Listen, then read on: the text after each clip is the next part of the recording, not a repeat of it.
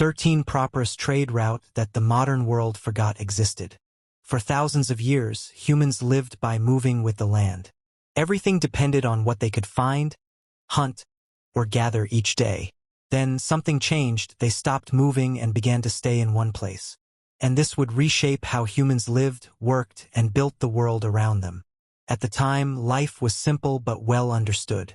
Small groups traveled across wide lands, following animals and seasons. People shared food, made tools, and left little behind as they moved.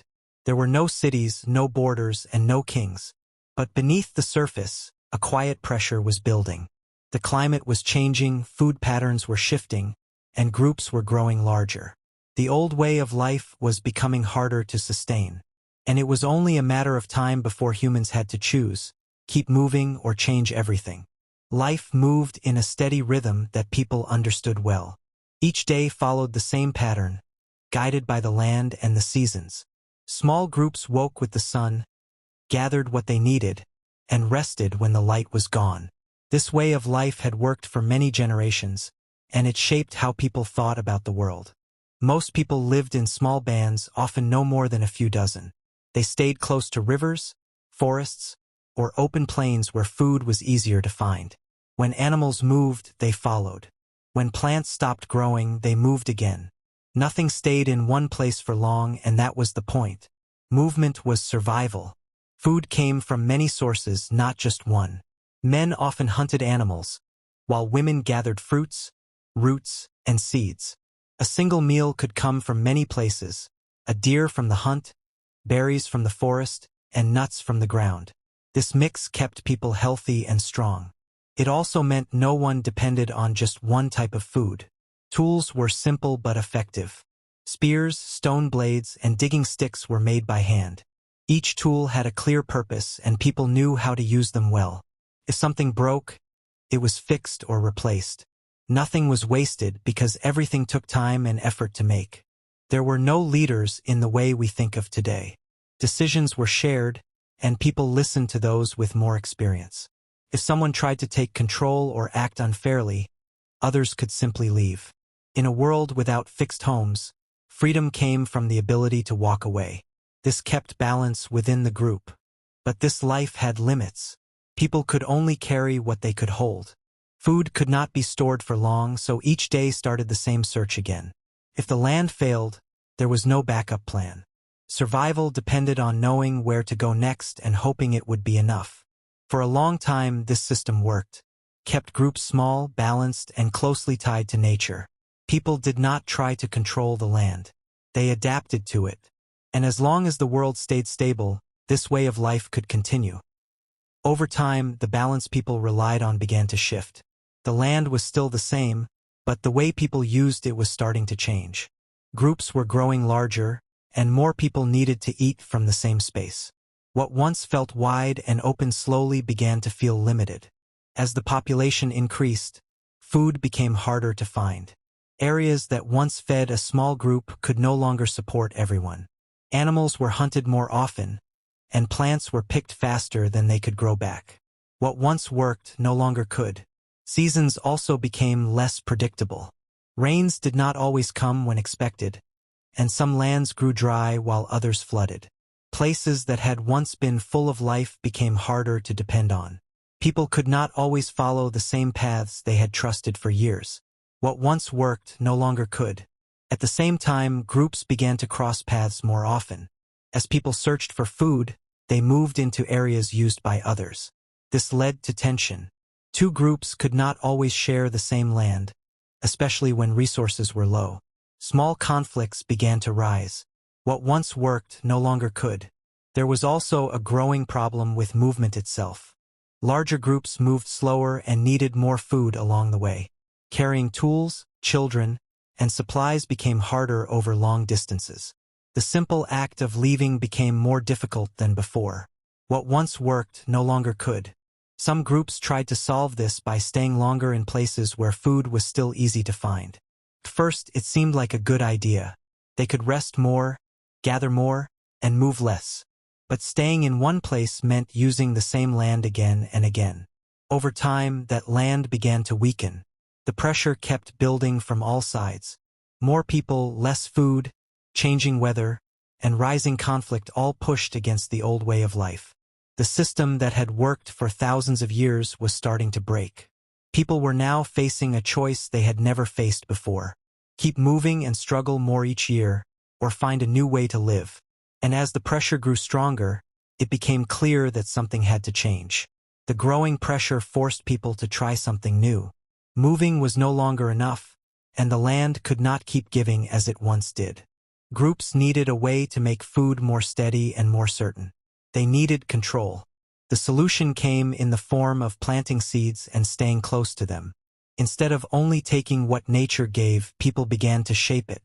They cleared small areas of land, removed wild plants, and placed seeds into the soil. They watched as these seeds grew into food they could return to again and again. At first, it seemed like the answer.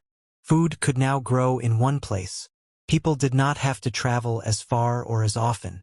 They could stay near their crops and gather food over time instead of searching for it every day. Life became more stable. Families could build simple homes and stay longer in one area. It felt like control over the land had finally been gained. This new way of living also allowed groups to grow. With food more easy to reach, more children could be raised in one place. People began to form larger communities. They shared the work of planting, watching, and harvesting. For the first time, the future felt a bit more certain. But it created something new. Staying in one place meant people now depended on the same land every season. If crops failed, there was no quick way to move and find more food. A bad season could bring hunger to the whole group. What once was a wide safety net had become a single point of risk. The work also changed. Gathering and hunting had been varied, but farming required the same actions again and again. Planting, watering, and grinding food took long hours and heavy effort. The body began to feel the strain of this new life. And there was another change. By staying in one place, people began to see the land as theirs. They had worked it, shaped it, and depended on it. Leaving was no longer simple. The freedom to walk away began to fade. What started as a solution to survive was slowly becoming a new way of life. One that brought stability but also new risks that had never existed before. Farming solved the problem of finding food each day, but it brought new problems that needed new answers. People could now grow food, but they needed ways to protect it and keep it safe. Then came storage. People began to build pits, jars, and simple houses to hold their crops, which led to food lasting longer through dry seasons, which made having extra food possible. Then came surplus. Some groups now had more food than they needed right away, which led to larger groups staying in one place for longer, which made land more valuable and harder to share. Then came fences and boundaries. People marked the land they worked and protected it from others, which led to clear ideas of ownership, which made conflict more likely when others came too close. Then came tools made for farming. Stronger blades, digging tools, and grinding stones were created to make work faster, which led to more food being produced, which made work more constant and more tiring. Then came larger homes and early villages. Families built closer together near their fields, which led to stronger communities, which made people depend more on each other and less on movement. Then came planning. People began to think ahead, saving seeds for the next season and watching the weather more closely, which led to better harvests in good years, which made failure in bad years even more dangerous. Then came roles within the group. Not everyone needed to gather food anymore. Some people focused on making tools, building homes, or watching over the land, which led to new skills and trades, which made groups more complex. Each step solved a problem from before, but each step also created something new to deal with. Life was no longer simple or flexible. It was now built on systems that had to keep working. The more people improved their way of life, the more they depended on it. And as these changes stacked one after another, there was no easy way to go back. What started as small fields of planted seeds became a system that changed the land itself. Farming spread from one group to another, moving across valleys, rivers, and plains. More people began to plant, build, and stay. The change did not stay small for long. Villages grew into large settlements. What once held a few families now held hundreds, then thousands. Houses stood close together, fields stretched far beyond them, and paths turned into busy routes. Cities grew, populations surged, systems expanded. With more people came more work. Fields had to be planted on a larger scale. Water had to be moved and shared. In some places, people built long channels to guide rivers into dry land. These systems could stretch for miles and needed many hands to keep them working. Trade also began to grow. Not every place had the same resources, so people started to exchange what they had. Grain, tools, stone, and other goods moved from one area to another. What once stayed local now traveled far. Movement was no longer about survival, but about connection. As cities expanded, so did their needs. More food, more tools, more space. This pushed people to farm even more land and build even larger systems. Forests were cleared, rivers were shaped, and the land began to change in ways it never had before. Time also began to feel different. Farming followed seasons, but growing cities needed constant work. There was always something to build, fix, or prepare. Life moved faster, driven by the needs of many instead of the rhythm of nature. Some cities became centers of power, pulling in people and resources from far away. They grew into places where decisions were made and systems were controlled.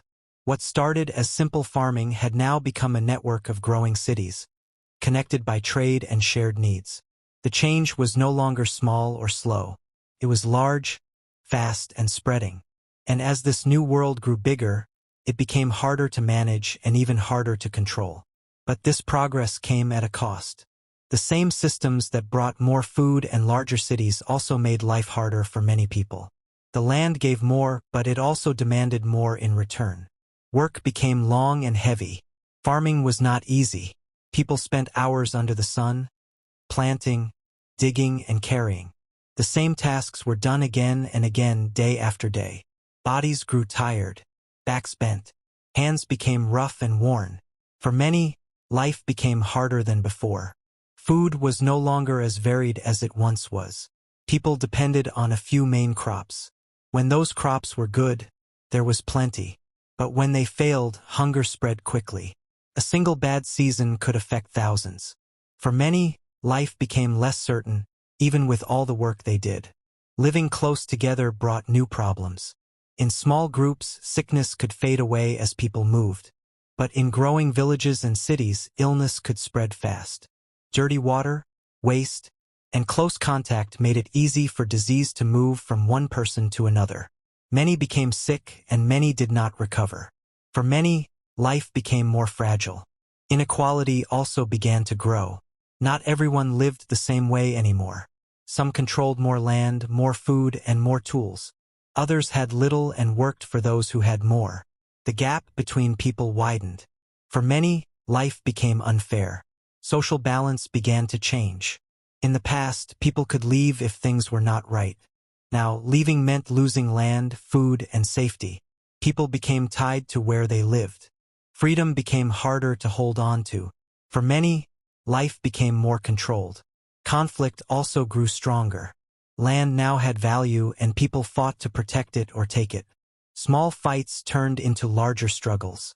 Safety was no longer certain, even within growing communities. The new way of life brought growth and power, but it also brought strain and loss. What had once been a flexible and balanced life was now fixed and demanding. And for many, the cost of this progress was something they could feel every single day. To manage this, a new system of control emerged. What had once been loose and local could no longer hold together under pressure. Too many people, too many needs, too many risks. So authority began to gather in one place.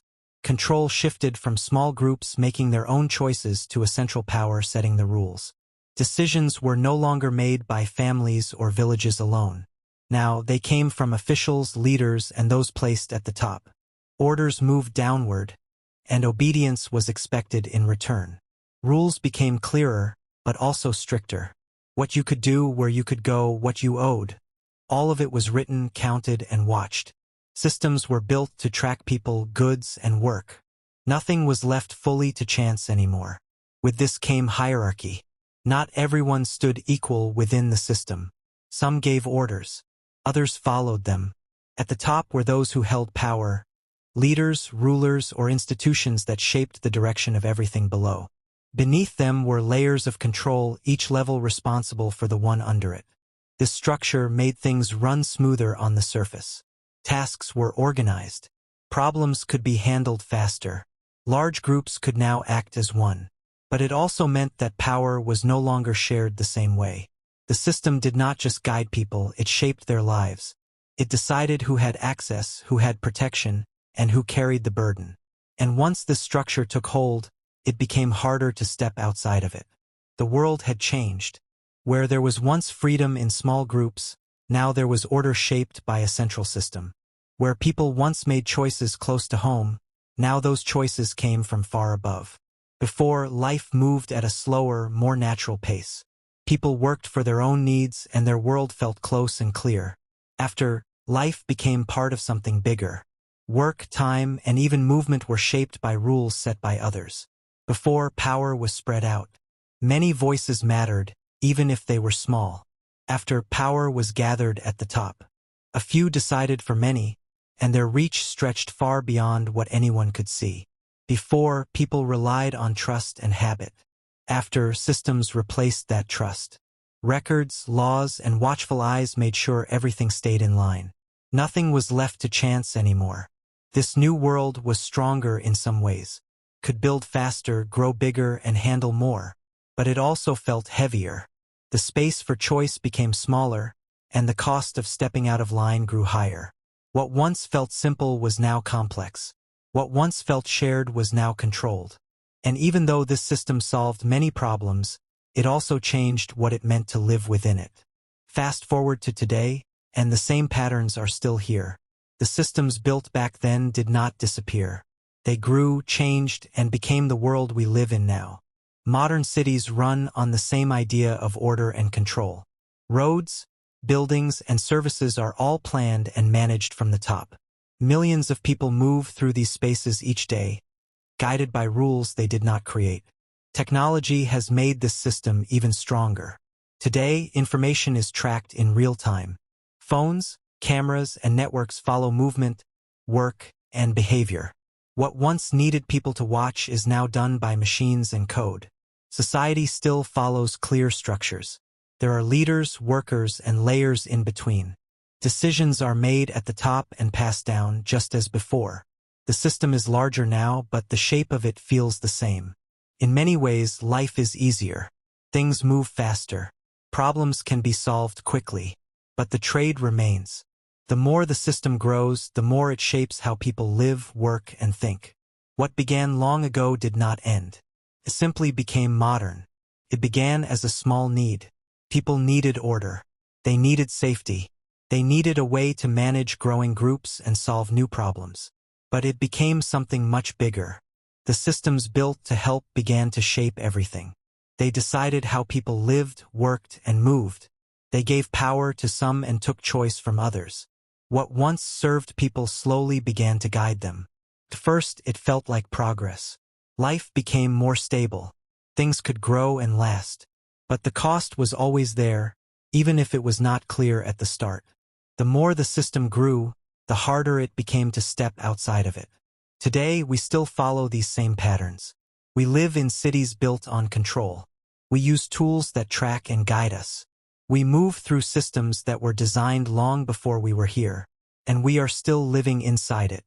If the story changed how you see the world around you, then you're already starting to notice what most people miss. Because everything you see today had a beginning. And this is exactly what we uncover here on Before It Became History, the moments before everything changed. So if you want more stories like this, where we break down how the past quietly shaped your life today, make sure you like this video, share it with someone who needs to see it, and subscribe to Before It Became History, because the next story might explain something you've always wondered, but never questioned.